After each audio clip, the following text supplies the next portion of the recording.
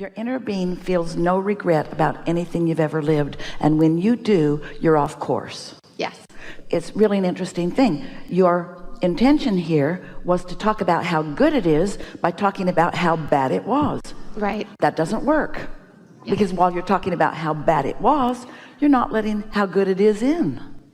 But we're just saying what we were talking about earlier today is expectation. And so we're not trying to stifle anything that you're saying. We just want you all to be aware of when you're communicating or thinking or focusing, from what expectation are you offering it? And this is the question that we've been asking you lately. You may have even heard it last time we were together, is under what influence am I? Am I under the influence of source, which is what meditation accomplishes? Or am I under the influence of things that went wrong or struggle that I lived? And so in this moment, while you're visiting with us, we're just asking you, under what influence are you as the words are formulating that you're giving to us? Are you under the influence of the problem, or are you under the influence of the solution? And we get it. This is a place where we solve problems, but we can't solve problems by pointing them out. Okay. So starting again, from the place of the solution, it is so good. I don't have any plans. I have goals, but my plans are in the process of being realized by me. I know my plans have been made because I believe my vortex is real.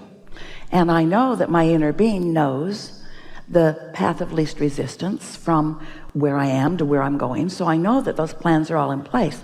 I'm looking forward to, on a pretty steady basis, being in the receptive mode where I can realize what those plans are. Can you feel the difference? Because that's the way your inner being tells that story. You feel a little lost. Your inner being knows you're not. Your words were about not knowing where to go exactly. In other words, your words demonstrated a feeling of insecurity. Did you hear it? Insecurity. Well, you can't stand in a place of insecurity and be in the receptive mode. So if you're standing in a place of insecurity, take a nap, because anything that you receive is under the wrong influence. Does that make sense? Think about it. When you're in a bad mood, which of your friends do you think of to call, or which of them call you? What influence are you under? The law of attraction is always showing you what influence you're under. And so if you're under the influence of something other than source, you might want to take a nap or meditate or do some segment intending. That gets out ahead of it too. So we're happy to hear you. So the piece is, when you get better at this, in my day, I feel in the receptive mode. Often. I feel real-time thoughts turning into things. Yeah. Often. Yesterday, several examples. Okay, so my hands are in the clay. Ding, ding. I feel it.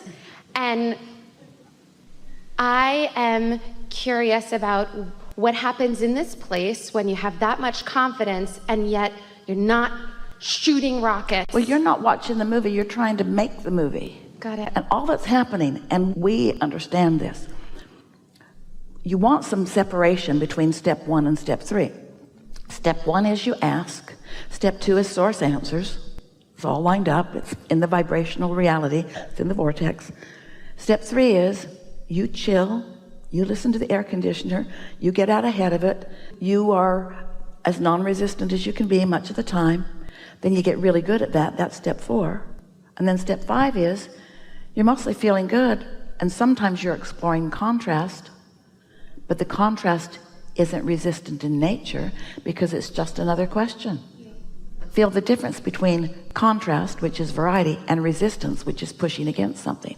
Feel the difference between contrast, which are choices, and resistance is talking about what you don't want rather than what you do want. Okay. So it's just this subtle place of just allowing in more pleasure. It's subtle until momentum parlays it into something not so subtle, like passion or downright enthusiasm or a grin on your face you can't get off. It's not that subtle. Alignment is not that subtle. You glow in the dark. alignment is passion and enthusiasm and moment to moment ideas coming. It's question, answer, question, answer, question, answer, question, answer. It's things working out for you. And most of all, it's, oh, I love my life. Man, did you see that happen? You can call that subtle. Right. I have that a lot in my life. It's just that there was so much contrast before that I live more in that space now. I just don't have big goals. I mean, I do, but I don't know what the gigantic big step is. And I usually lived my life. That's because there's no gigantic big step. It's just the next logical step and the next logical step. And those words indicate, and it's all right, an impatience about getting from where you are to where you really want to be. What that says is, I really don't want to be over here. I want to be over there. Show me the gigantic big step. And meanwhile, your inner being knows you can't take a gigantic big step. That's a vibrational inaccuracy that would be devastating. What you want is the next logical step, the next logical step, the next logical step. But you want the next logical step for the fun of it, not because it's taking you to where you want to be. Can you feel this difference? Yeah. And so what we want you to do, we're just going to ramble here for a little bit. We want to soothe and smooth some of the vibrational resistance that you've got going on. A lot of people do. So just hear this. So we're going to speak from your perspective.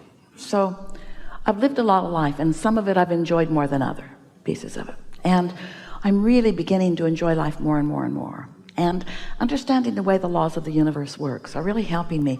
But more important, understanding what my emotions mean. That's just the best, because I'm sensitive and I can feel when I'm moving with no resistance and when I'm moving with resistance. I can feel when I'm headed toward what I want, that satisfying feeling and more.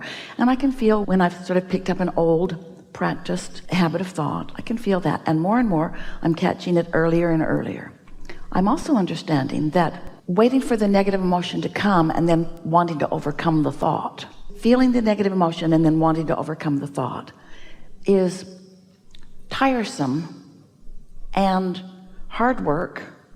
And while I can do it, there must be an easier way.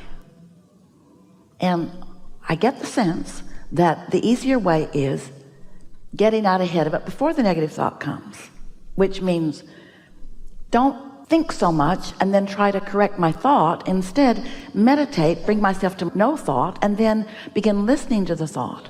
Or when I'm moving into a new segment, just stop and think, oh, this is a new segment, and then talk about how I want to feel as I'm moving into this new segment.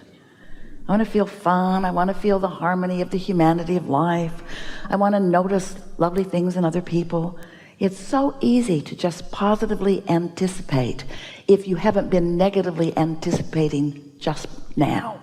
So make it easy for yourself. Meditate early in the day, segment intend as best you can, and don't try so hard to make this about thinking. Let it be about receiving.